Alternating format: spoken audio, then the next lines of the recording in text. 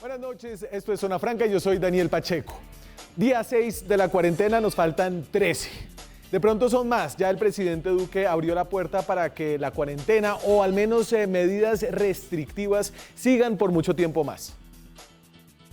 Esta situación que está viviendo el mundo de una pandemia no es un huracán que pasa y que después del 13 de abril volvemos a la vida como la teníamos hace un mes y medio.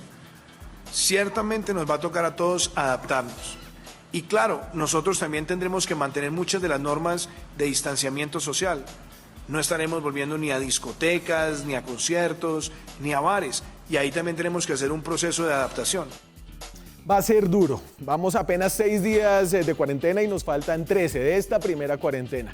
Y mientras han pasado los días nos hemos empezado a preguntar con cada vez más matices qué es lo realmente esencial en nuestras vidas. Empezamos con lo cercano, lo básico, la comida, los servicios públicos, el hogar, la familia y los amigos.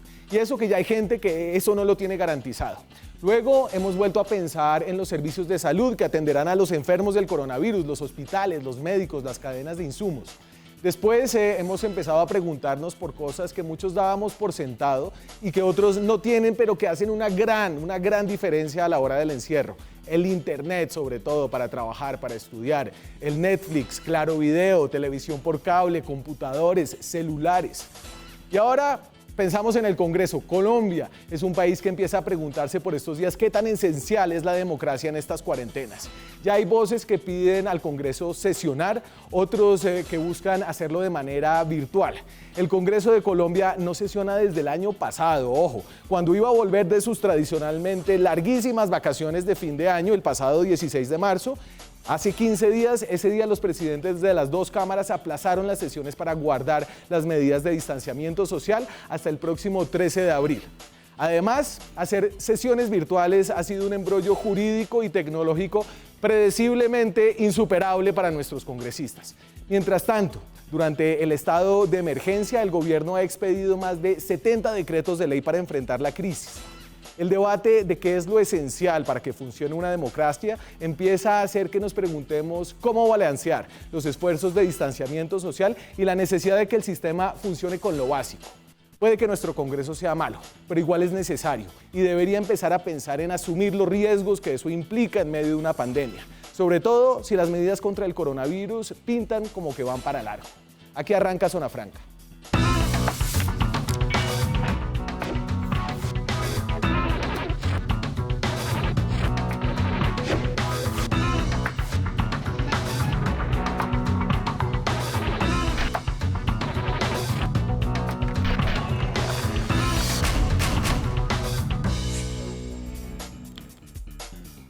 Nueve y 6 minutos, estamos en directo desde Bogotá. Esta noche vamos a hablar de política, vamos a hablar de cómo están las cosas en las ciudades y los barrios más vulnerables. Y también, y arranco por aquí, vamos a hablar de las cifras. ¿Qué tanto se parece la cifra de casos confirmados que nos da todos los días el Instituto Nacional de Salud a la cifra real de casos de personas con coronavirus? Me acompaña esta noche uno de los periodistas que le ha seguido desde el principio el rastro a esta historia.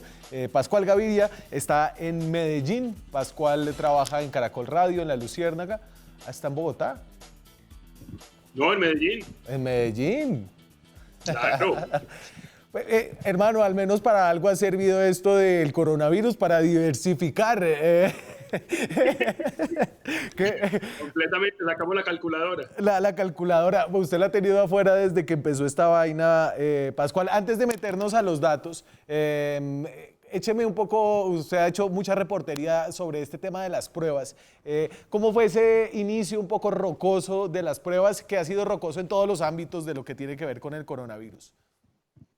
Pues sí, fue un inicio difícil, creo que ha sido además difícil en todos los países. Nadie estaba preparado para esto y en un principio las pruebas, digamos, no eran muy confiables, no se sabía dónde se iban a conseguir, pero sobre todo hubo problemas de cómo definir a quién se le hacían las pruebas. Ahí hubo un problema, el Ministerio de Salud tenía lo que ellos llaman un flujograma, diciendo quién va a las pruebas, quiénes son las personas que se les da una prioridad para llegar allá, para intentar identificar y contener, por supuesto, y el Instituto Nacional de Salud tenía una definición de caso. O sea, eran dos cosas distintas, en un principio más cerrada, la del Ministerio de Salud, un poco más amplia, que daba más posibilidades, la del Instituto Nacional de Salud. Ahí se demoraron más o menos una semana definiendo cuál era cuál, unificando, decidiendo además cómo se podía ampliar con las pruebas que tenían. Yo creo que ahí el Instituto Nacional de Salud dijo en un momento, tenemos más capacidad de lo que estamos recibiendo, y yo creo que el Ministerio de Salud dijo, bueno, vamos a hacerlo entonces a su manera, y ampliaron esa definición de caso que incluía incluso a los asintomáticos, Sí. si habían tenido algún contacto con personas que venían de los países donde ya se habían dado casos y con personas, por supuesto, que habían dado positivo. Y entonces, Pascual, voy a poner aquí la gráfica de los casos al día que ha reportado Colombia. Y más que la curva acumulativa esta nos da una idea de un poco la temperatura diaria de la enfermedad, del virus. Y tuvimos una caída muy grande en los casos diarios por allá a finales de la semana pasada, cuando pasamos de estar reportando 90 y pico casos a 21, después bajó otra vez y empezó a subir a 48, 68 casos. Después este fin de semana ya se empezaron a reportar los casos de a 93, 96 hoy y seguimos ahí. Entonces digamos que este tema de las pruebas es clave para entender qué también refleja esto la realidad, ¿cierto? Y si quieres salto de una vez a la gráfica que publicó el Instituto Nacional de Salud, porque estábamos preocupados. Sí. Usted había hecho una aritmética, pues que era la aritmética que había que hacer, que era coger la cifra de casos descartados, la cifra de casos confirmados, ir llevándole más o menos el día a día a cuánto iba subiendo eso. Ahora el Instituto Nacional de Salud publicó los casos diarios, las muestras procesadas, dicen ellos, ¿cierto? Sí. Y vamos viendo cómo va esta evolución, digamos. Cuando se probó el primer caso, estaban haciendo el 6 de marzo 42 pruebas al día. Antes de eso, tienen un acumulado y habían hecho cerca de 600 pruebas.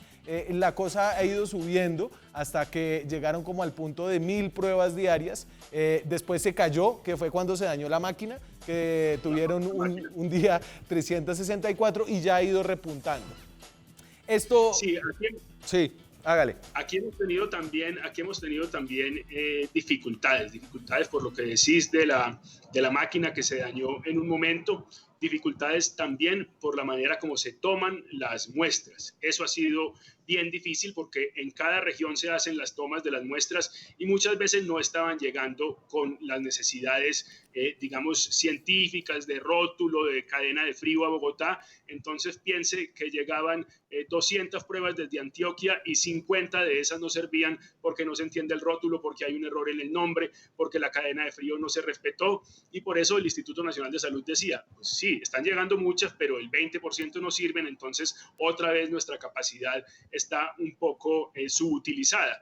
Y después llegó el daño de la máquina y por supuesto las pruebas cayeron inmediatamente. Tenían 2 máquinas, perdimos digamos el 50% de posibilidad de ejecutar y por eso se cayó en ese momento el número de pruebas. Pero aquí el otro lío es que llevamos 15 días diciendo descentralizamos este tema. Hay unos laboratorios departamentales que pueden hacer pruebas, que tienen los equipos, que tienen la capacidad humana para hacerla, y además hay unas universidades que también tienen la capacidad, que incluso dicen algunas tienen mejores máquinas que las que tiene el Instituto Nacional de Salud. Vamos a habilitarlas también. Han pasado 15 días y algunos de los departamentales empezaron a funcionar. El de Antioquia está funcionando en este momento, creo que el del Valle también, no sé en otras ciudades qué tanto, y los de las universidades parece apenas van a empezar a funcionar cuando termine la semana. Esto ha sido difícil de mover por muchas cosas, pero creo que se va destrabando poco a poco.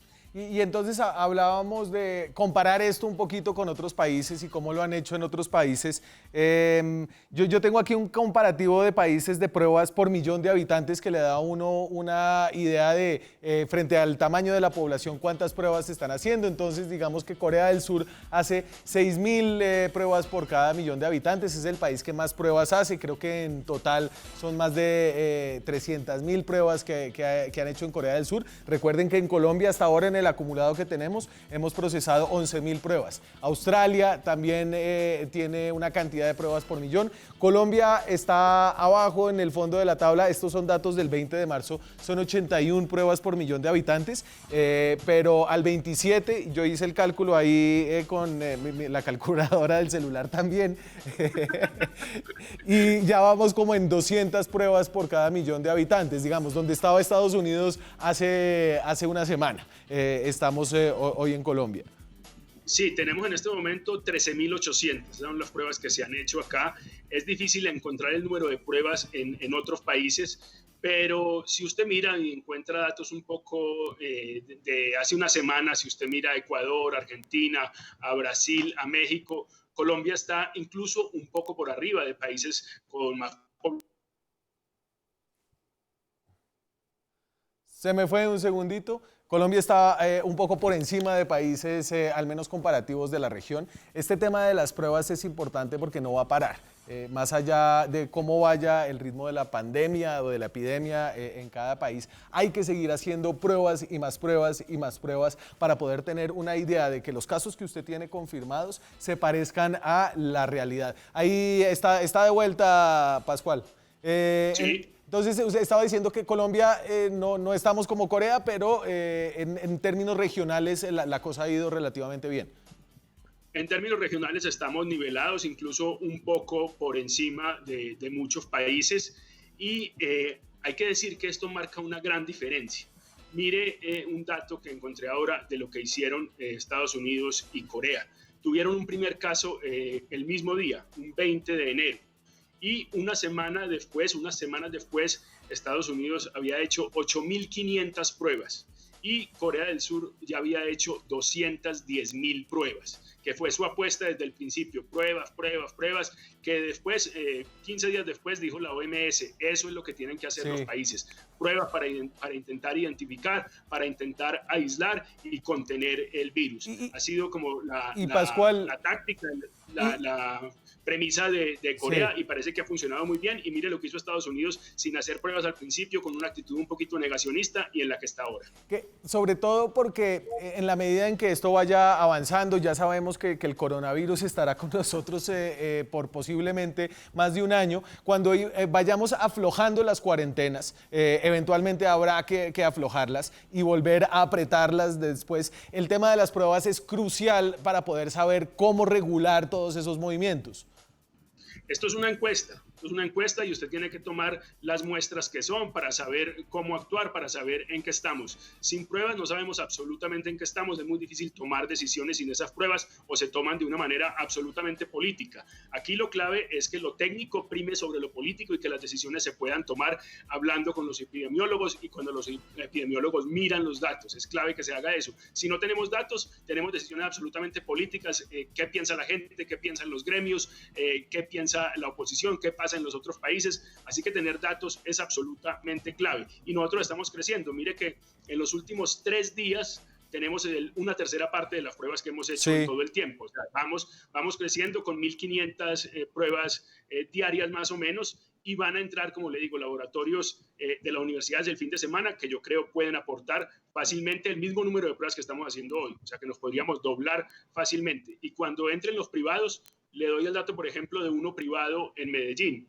Hay uno que tiene 2 de las máquinas que pueden hacer 96 pruebas en simultánea y se demoran 2-3 horas. Me dicen que ese, trabajando a tope, puede dar 400 pruebas en un día, solo un laboratorio en Medellín. O sea que si tenemos eso, vamos a hacer muy pronto lo que hacía Corea hace 15 días, que era tener 10.000 pruebas diarias. ¿Cómo fue que uno de los científicos con los que usted habló, la metáfora de cómo estamos, qué es lo que estamos viendo y el tigre? Sí, la repiten algunos científicos, la he leído y también me lo dijo alguno de los epidemiólogos, y son varias. Una que dice, para nosotros es muy triste tener que repetirlo todo el tiempo. Con este virus decimos cada vez más, no sabemos y hay que esperar. Y el otro dijo simplemente, vea, estamos montados en un tigre, pero no sabemos hacia dónde va el tigre y ni siquiera sabemos cuántos tigres son. Pascual, lo dejo para que madrugue, para preparar la luciérnaga para mañana. Es Pascual Gaviria, está en Medellín. Muchas gracias, Pascual, por seguirle la pista, por hacer la aritmética de celular y por mirar qué es lo que está pasando en la ciencia detrás de esta crisis. Pascual Gaviria en Medellín, gracias. Muchas gracias, Daniel, y buenas noches a todos. Y esa es la mirada periodística de lo que está pasando con las pruebas. Tengo una mirada científica acerca de qué involucran estos procesos, de qué es lo que estamos hablando cuando hablamos de pruebas. Hay pruebas rápidas, pruebas no tan rápidas, pero más efectivas. Me acompaña Lina Triana, es la presidenta de la Asociación Colombiana de Sociedades Científicas, el gremio de las sociedades científicas, y está conectada vía Skype desde... ¿Qué tal? ¿Cómo está, Lina? Buenas noches. Buenas noches, ¿cómo están? En Cali. Cali, sí, señor. Y entonces, seguro estaba ahí escuchando un poquito de lo que hablábamos con Pascual acerca de la importancia de las pruebas. Quiero que me explique, yo sé que ustedes en las sociedades científicas han estado muy pendientes de cómo poder ayudar a un proceso centralizado en el Instituto Nacional de Salud y poder sacarlo a universidades y a otras empresas privadas. ¿Eso cómo va? Bueno, yo creo que vamos yo creo que el país, todos decimos, ¿será que se ha ido a tomar la cuarentena antes, después? Yo creo que la tomamos en un momento en que no era fácil, pues, tener ese brinco y yo creo que vamos por buen camino. Nos está dejando el virus tiempo para alcanzarnos a preparar. Obviamente, por la experiencia de otros países, toda la preparación que tengamos no va a ser suficiente, pero creo que estamos trabajando fuerte. El gremio médico, junto con, por ejemplo, las alcaldías, las gobernaciones, para prepararse de la mejor manera. ¿Usted está contenta con el avance de la descentralización un poco de las labores estatales en el monitoreo de la epidemia para que puedan ayudar las privados, las universidades, las personas que están por fuera del Estado? Sí, por supuesto, Messi. Yo creo que es una medida importante, porque entre más ayuda se pueda conseguir, mucho mejor. En este momento yo creo que este coronavirus, si algo nos está dejando, es que primero es responsabilidad de cada uno de nosotros nuestra propia seguridad, y segundo, que tengo que preocuparme por mi salud, la de los demás, y eso involucra a nivel psicológico también otras cosas, como que tenemos que ayudarnos entre todos para salir adelante, y una de esas estrategias es sí, que a nivel de la ciudad, a nivel del departamento, ayuden tanto la parte privada como la parte gubernamental para prepararnos de la mejor manera. Yo creo que estamos recibiendo ayudas importantes. Yo que vivo en Cali, Valle del Cauca, sé que la gobernación está trabajando muy fuerte junto con la alcaldía. Se han unido y han conseguido ayuda de la parte de clínicas, hospitales y empresa privada, todo en pro de tratar de prepararnos, repito, de la mejor manera Sí. para esta subida que vamos a tener en los próximos días de casos. Y obviamente le quiero preguntar cuándo va a ser la subida, y yo sé que aquí estamos volando un poquito a ciegas, como decía Pascual hace un par de minutos, pero ¿cuándo esperan ustedes que se dé ese pico? Yo sé que la gente ya está saliendo a aplaudir a los trabajadores de la salud, pero ¿vendrá realmente el momento cuando estén bajo estrés y cuando esos aplausos sean aún más necesarios? Bueno, eso es difícil de estar seguros, pero creemos que podría ser ya empezando la otra semana. Vamos a ver si estas medidas de cuarentena y que la gente entienda que es un aislamiento obligatorio, cada vez nos prolongue más esta llegada de esta sobresaturación de pacientes llegando a los servicios, porque entre más nos demoremos en entrar en esto, quiere decir que posiblemente tengamos un pico menos agudo, donde si tenemos un pico menos agudo podremos salvar más vidas, que es lo que queremos, ¿no? Como médicos que somos, dar lo mejor a nuestros pacientes, nunca hacer daño. Entre menos tengamos una subida, más posibilidad tendremos de salvar vidas. Es Lina Triana, está en Cali, es la presidenta de la Asociación Colombiana de Sociedades Científicas. Lina, muchas gracias por acompañarnos esta noche. No, gracias a ustedes. Yo creo que, como digo, vamos por buen camino. En la entrada de estas pruebas rápidas que se llaman OIgM nos van a ayudar, si bien no a diagnosticar, sí nos van a ayudar a medir el aceite, como se podría hacer screening, tamizaje, y de esta manera, como decía el invitado pasado, ayudar a dar respuestas de cómo afrontar mejor esta crisis sanitaria que se nos viene encima cada vez más. Gracias, Lina. Buenas noches. Bueno, muchas gracias. Buenas noches a todos. Muchas gracias. Hasta luego. Antes de irme a comerciales, dame por favor el comparativo, el de las pruebas, el del tipo de prueba, por favor. Entonces, estaba hablando Lina Triana de las pruebas rápidas. Aquí hay dos tipos de pruebas. Hay una prueba que se hace, que es la que hace ahorita el Instituto Nacional de Salud, que es la que tienen a su izquierda, que es en la que le meten a uno una escobilla que parece llegar hasta el cerebro, porque entra como 10 centímetros, y de ahí se hace un cotejo del ARN, de la secuencia genética del virus, y es una prueba muy efectiva, pero es una prueba que se puede demorar hasta 5 horas de procedimiento, más todo el tiempo de recolección de la muestra y el envío del resultado.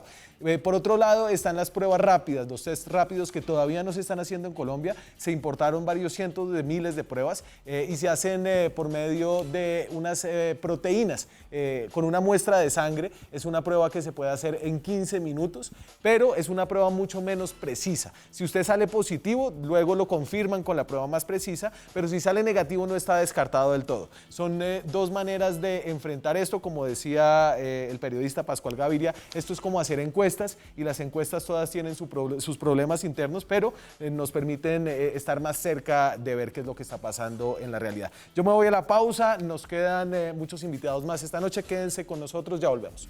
Seguimos en Zona Franca, son las 9:27 de la noche, estamos en directo desde Bogotá.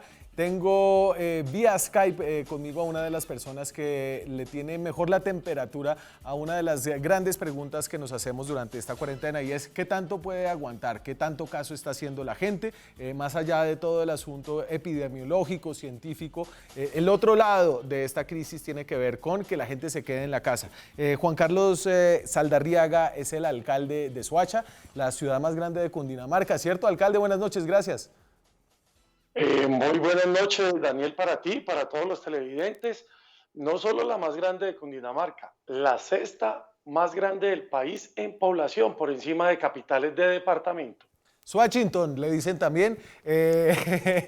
Alcalde, Mucho cariño.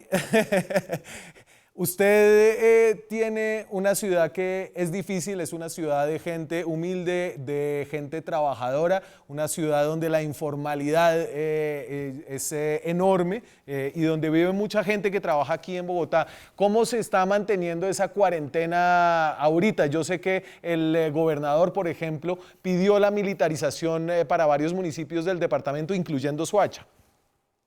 Sí, pero mira que hay que, Daniel, tener ahí en cuenta un ejercicio muy claro, y es que Soacha es una población de más de 1 millón de habitantes. Hoy lo que vimos fue presencia porque hubo el pago de un tema de bonos especiales de la Presidencia de la República que solo pagaban en un banco, y por eso tuvimos congestión en una cuadra. El municipio de Soacha viene cumpliendo el ejercicio del toque de queda, yo creo que en un 98% lo viene cumpliendo, con rigurosidad. La gente es juiciosa, la gente hace el castigo social porque ve al vecino saliendo, y eso nos ha permitido controlar muchos sectores de nuestra ciudad, pero realmente son muy pocos los sectores que están saliendo, pero también tenemos que decir que tenemos casi 20.000 personas que son los que hoy están alimentando las empresas de Bogotá para que puedan trabajar las auxiliares de enfermería, los vigilantes, los operarios de las diferentes excepciones del decreto presidencial, que lo hacen con cariño, con amor, se sujetan a salir desde las 4 de la mañana con un horario de pico y cédula, gente muy linda y trabajadora y honesta la que vive en nuestra ciudad. Y Juan Carlos, alcalde, déjeme preguntarle, vamos en el día 6 de una cuarentena que le quedan 13 días, y entonces estamos, digamos, todavía en un tercio de esta cuarentena. Yo me imagino que la gente tenía para quedarse en la casa al menos una semana, un mercado. ¿Cómo siente usted que la cosa se va a desarrollar en la medida en que se vayan acabando la comida en las despensas de estos hogares? Bueno, ahí hay dos sectores. Soacha tiene gente que no tenía ni para el mercado del día, gente que tiene para 8 días, gente que tenía plata y ha podido salir a comprar porque los almacenes están abiertos con tranquilidad. Entonces, lo que nosotros vemos hoy, y por eso lo anuncié yo, dije, en Soacha se puede morir más gente de hambre que de coronavirus.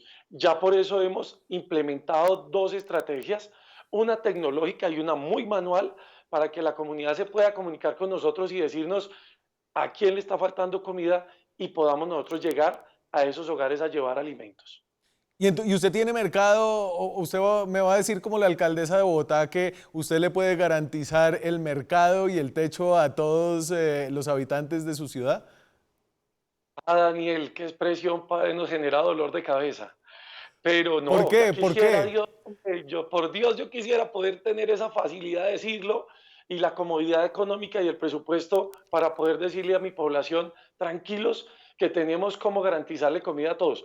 Lo que sí le puedo decir hoy es que el país se está movilizando en torno de Soacha y estamos recibiendo ayudas de Fonseca, de muchos empresarios que quieren hoy ayudar, del gobernador de Cundinamarca, de la presidencia de la República, de Cine Colombia, de Arturo Calle, de Mario Hernández, gente muy linda de corazón, muy grande, que quiere ayudarnos y nos está ayudando. Y yo hoy podría decirle con sinceridad que puedo tener hoy alrededor de 100.000 mercados entre el presupuesto que yo dispuse como alcalde para poderle llevar, no a todos, pero sí a 100.000 familias que podamos darle una ayuda importante de un mercado. Bueno, y esas son cerca del 10% de las personas más necesitadas de Soacha. ¿Usted cómo ve esto para hacerlo otra vez, alcalde, dentro de 3 meses? ¿O dentro de 2 meses? Bueno, yo primero tengo que decirle algo, le pido mucho a Dios todos los días para que esta cuarentena pase con prontitud, sobre todo por el tema de mi ciudad. Pero también sé que tengo toda la fe puesta en Dios, en que sé que si vamos a durar 3 meses, me llegará la comida para 3 meses para mi ciudad. Lo tengo totalmente claro y tengo la tranquilidad. Trabajo muy duro para que no me falte la comida en mi ciudad, pero también sé que con la fe puesta en Dios nos llegará la comida para todos los habitantes de nuestra ciudad. Alcalde, en medio de esta tensión, digamos, hay una tensión entre ayudar a que la gente se quede en la casa y la gente quiere salir de su casa a trabajar, porque vive de su trabajo diario y necesita ese trabajo para poder pagarse lo básico. Usted ya empieza a escuchar voces de gente que dice, bueno, alcalde, lo que necesitamos es salir, lo que necesitamos es trabajar, el coronavirus está grave, pero parece que no tanto y yo necesito ganarme mis pesos diarios.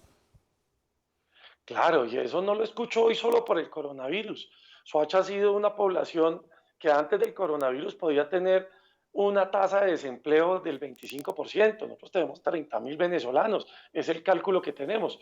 Y claro, hoy la gente en las redes sociales le pide a uno, yo quiero salir a trabajar, yo quiero ganarme mi plata, no tengo con qué pagar el arriendo, no tengo con qué pagar los servicios, pero pues ya se han dado medidas para el arriendo, se han dado las medidas para los servicios públicos y lo que yo tengo que garantizar con el gobernador, con todos los amigos, es que no falte comida en esa casa.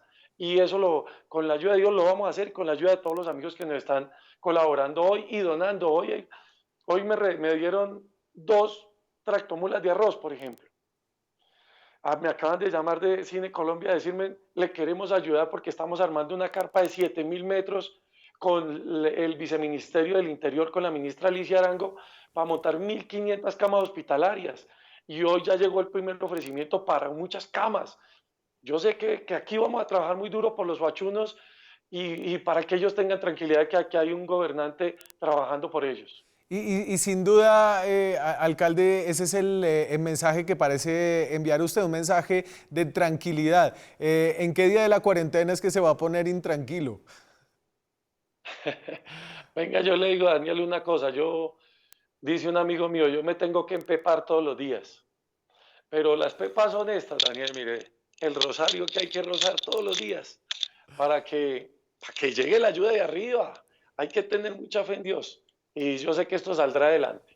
Y no me voy a intranquilizar y cuando me intranquilizo voy y oro un ratico y vuelvo y salgo con energía recargado. Esto no es con la fuerza de uno y así hemos visto al presidente de la República también muy entregado también de la mano de Dios, que es como nos toca superar estos grandes retos que nos pone la vida. No me quiero ir, alcalde, sin volver sobre el tema de la militarización. Creo que este es un escenario que pone nervioso a la gente, donde hay poca supervisión independiente de las fuerzas militares, está todo el mundo guardado en la casa. ¿Esta medida qué alcance tiene? ¿Está usted de acuerdo con ella? ¿Cree que va a ser útil? ¿Cuál es su propósito? No, la medida la concertamos con el señor gobernador justamente porque mucha parte de la comunidad, la misma comunidad era la que pedía, venga, militarice, porque la gente es consciente que si no nos resguardamos vamos a demorar más tiempo en cuarentena. Entonces la misma gente que está cumpliendo la norma dice, alcalde haga algo para poder cumplir, que la gente cumpla la norma y poder recuperar nuestra vida con prontitud.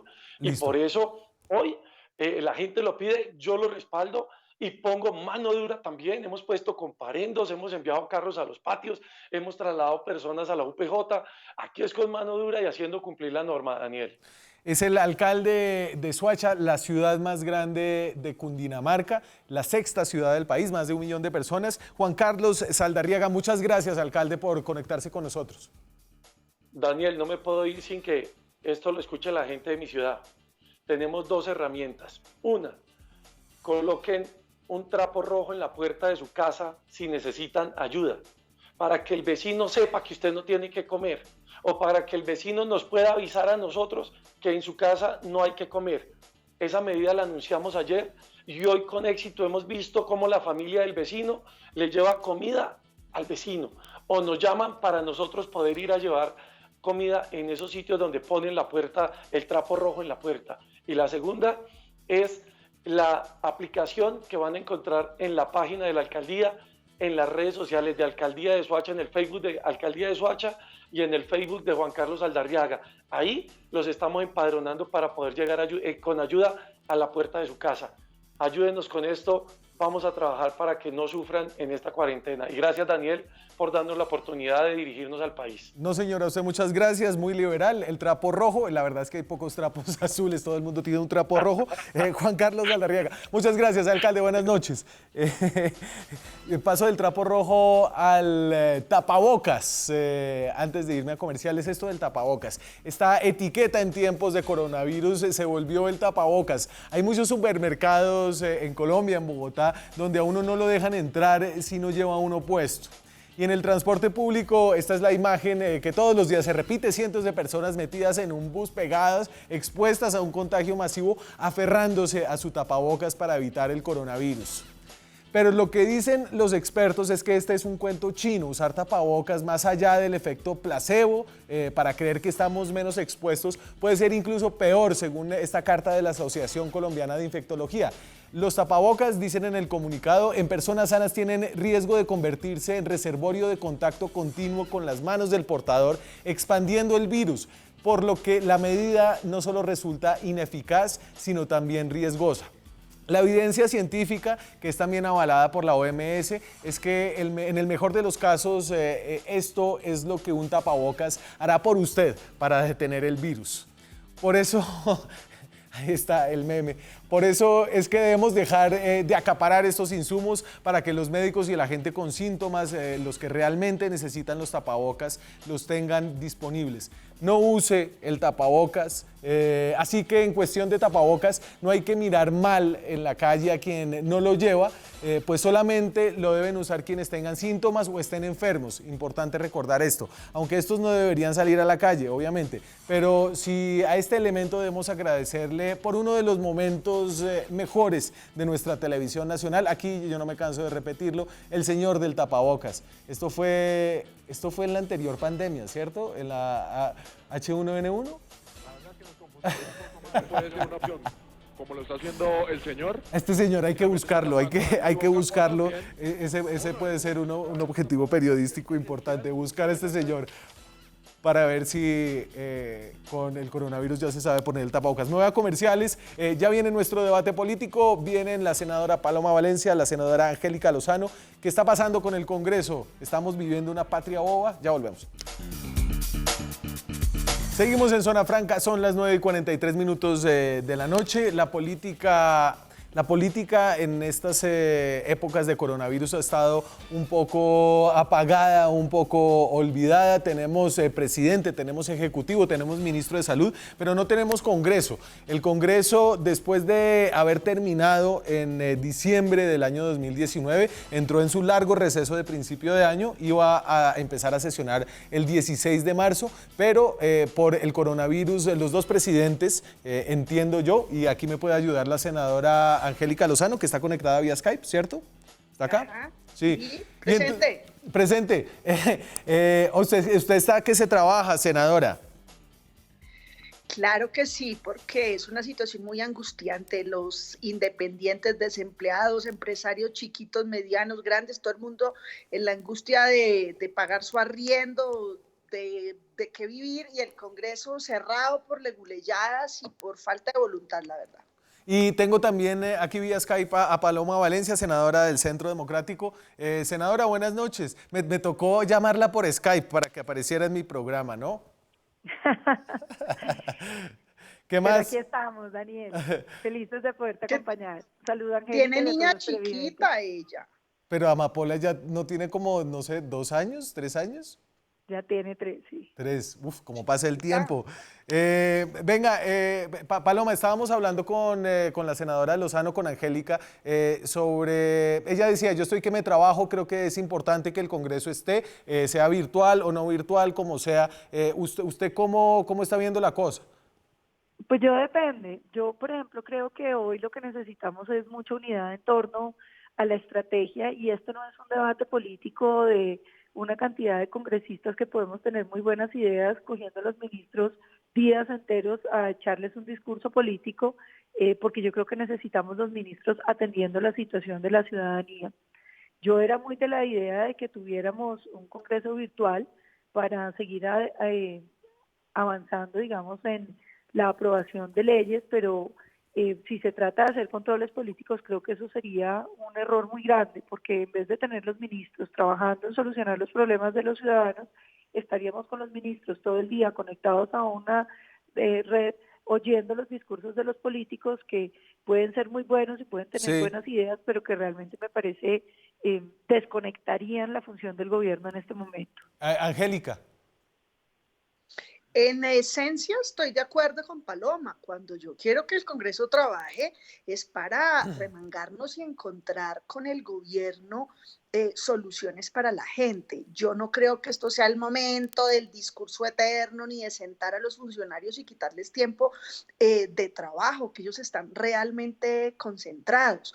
Pero el Congreso no puede estar ausente. ¿Qué tal el Congreso de Estados Unidos o de Italia o de España encerrado y ausente y que resuelvan solos? A nosotros nos eligieron sobre todo para los momentos difíciles, para los momentos duros. Yo coincido con Paloma, este es momento de unidad y de soluciones, lo que no quiere decir de supresión de un poder público. Creo que el Congreso tiene que tener la madurez para actuar en lo que necesita la ciudadanía. Ahorita no es para lucirse con control político, que por supuesto razonable los controles que prevé la Constitución, el de la Corte Constitucional o el del Congreso, pero el ánimo que yo tengo y por el que trasnocho es que la gente está angustiada. ¿Con qué va a pagar mi aporte a salud? ¿Con qué mantengo la nómina?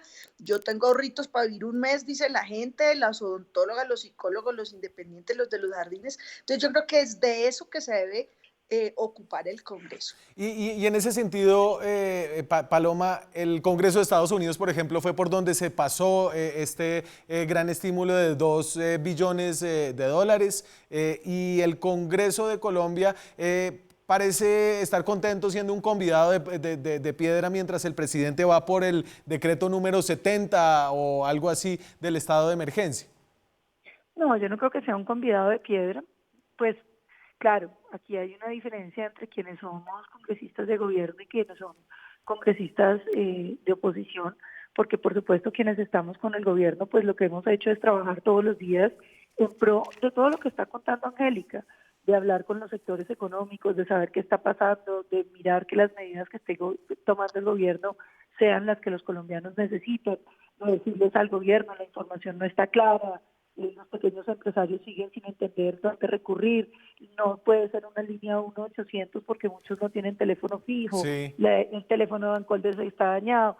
Es decir, todo el tiempo estamos trabajando para ayudarle a los colombianos, pero lo que yo creo es que unos debates de control político en este momento serían absolutamente contraproducentes. Yo me imagino todos los ministros citados en las diferentes comisiones, horas y horas y horas, donde cada uno va a ir a decir qué es lo que quieren hacer. Yo proponía, y creo que en esto sería mucho más interesante, que más bien el presidente de la República tuviera reuniones con los voceros de todos los partidos de manera virtual para tomar las notas y para atender los sectores que esos partidos representan y con quienes tienen contacto para saber qué medidas están haciendo falta, qué medidas están funcionando inadecuadamente. Pero a mí sí me preocupa mucho un Congreso que en vez de ayudarle a los colombianos a salir de esta crisis, lo que pretenda es entrar en un debate eterno sobre los temas, porque aquí nos podemos poner a pontificar, Daniel y Angélica, sobre si la ayuda debiera ser así o así. Y yo creo que, claro que todo es susceptible de mejorar, pero en este momento lo más importante es ejecutar, es que lo que se está haciendo funcione y que todos nos unamos en que eso funcione. Entonces yo creo que lo que necesitamos son canales de comunicación con todas las instancias que componen los espectros políticos de la nación, entendiendo que esto no es para citar ministros y para echar discursos de miles de horas. Esta situación puede prolongarse, lo dijo el presidente mismo. El final de la cuarentena del 13 de abril no es el final de las medidas de confinamiento frente al coronavirus. Yo me voy a ir a una pausa muy cortica de un par de minutos y por favor quédense conmigo y seguimos la discusión después de comerciales. Ya volvemos. Son las 9:54 de la noche, estamos en directo desde Bogotá, estamos hablando de cuál es la función que debe cumplir ahorita mismo el Congreso de la República. El Congreso no sesiona desde el año pasado, lo iba a hacer, pero se aplazó. ¿Cómo se está manejando? A ver, yo creo que es muy fácil así hacer una caricatura que ustedes están comiendo papas en la casa, viendo Netflix, pero ¿cómo es la labor legislativa en cuarentena, Paloma? Pues es una labor súper intensa, desde muy temprano, atendiendo diferentes sectores, tratando de contarle al gobierno qué está funcionando, qué no, qué está pensando la gente. Yo hablo con concejales de muchos municipios, alcaldes, gobernadores, que por ejemplo, que el gobernador del Amazonas, que el sitio que se había escogido, que era la sede del SENA, para acoplarlo para un hospital de campaña si llegara a necesitarse, se inundó con el último aguacero, entonces que tenemos que volver a pensar qué se tiene que hacer en el hospital actual, que en el municipio de Nariño, en Cundinamarca, no han llegado los auxilios. Es decir, son miles de solicitudes de ciudadanía que hay que ayudarle al gobierno a ir sintonizándose y a saber qué está funcionando, qué no, qué está faltando y contribuir de la mejor manera, sin obstruir en todo lo que se está solicitando, las solicitudes de los médicos, las solicitudes de las enfermeras. Es decir, es un trabajo de 24/7. ¿Y a usted, Angélica, no le hace falta el trabajo en la calle, estar con la gente viendo las necesidades, las cosas que suceden?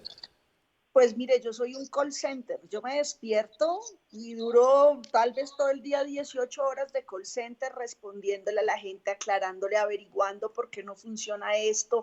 Nosotros somos gobierno en Bogotá, entonces tal vez podemos hacer esa interlocución que Paloma hace a nivel nacional y de la que carecemos el resto de congresistas de los partidos independientes o de oposición. Pero estos días Netflix es lo único que no he visto, porque es todo el tiempo resolviéndole preguntas a la gente donde estamos viendo más todas las paradojas de la vida, ¿no? Quiero quedarme algún día en la casa, bueno, pues estamos todos en la casa, pero nadie está tranquilo porque todo el mundo está pensando en el riesgo, en el alargue, en la subsistencia, en la platica, en la factura, en la nómina.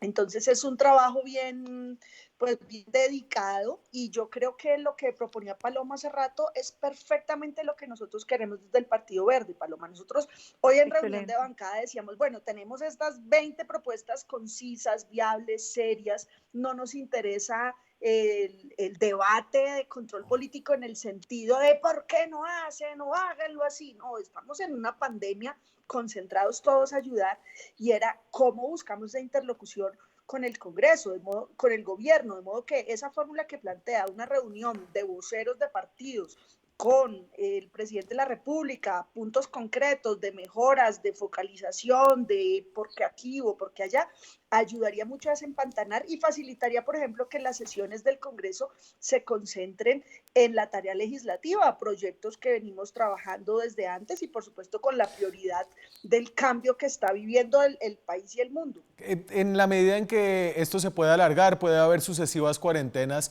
el tema de que el Congreso pueda sesionar virtualmente se hace cada vez más importante. Más allá y después del coronavirus habrá también proyectos de ley que ya venían andando, que están represados, hay una cantidad de actividad legislativa. Entiendo que hay, obviamente, predeciblemente, muchos problemas para que ustedes puedan sesionar virtualmente con legalidad, digamos. Paloma. No, pues ahí hay unos temas en torno a la ley orgánica y la posible modificación de eso. Yo creo que evidentemente esa es una de las cosas que habría que arreglar. Los congresos modernos tienen que poder tener facultades para sesionar virtualmente, no en esta, sino en 1000 circunstancias. Pero entonces usted cree, perdón senadora, que sí se necesita la modificación a la ley orgánica y no es suficiente el decreto de ley que publicó el gobierno. Mire, yo lo he estado mirando, la verdad no lo he estudiado muy a profundidad, porque como le digo, me la paso de call center aquí atendiendo diferentes asuntos de Somos la call ciudadanía. center. Sí, pero lo que yo veo es que sí podría haber eventualmente un vicio, pero también creo que el vicio no es de la magnitud que impidiera sesionar. A mí cuando me preguntaban, ¿a usted qué le parece que sesione? Yo dije, depende para qué. O sea, si vamos a sesionar para sacar los proyectos de ley, me parece maravilloso, los podemos discutir y tratar de ir avanzando. No sé si el país está en ánimo de que se saquen esos proyectos de ley. Yo tengo todas mis ponencias al día, tengo todos mis propuestas sobre los proyectos listos. De hecho, en estos días, en las noches he alcanzado a modificar algunas cosas que quería mirar con más calma, pero lo que sí me parece muy peligroso es que terminemos en un debate de control político tratando de aportar, obstruyendo el camino del gobierno. Entonces yo pensaba, mucho de lo que está pasando hoy es que los partidos que no son de gobierno, que quisieran poder participar, que quisieran contribuir genuinamente en la solución de los problemas que vamos a enfrentar como sociedad, como país, como nación, quieren participar. Entonces yo lo que proponía es, el presidente debiera tener 1 o 2 reuniones a la semana con los voceros de los partidos para tratar los temas muy ejecutivamente, contarles qué se está haciendo, qué se está avanzando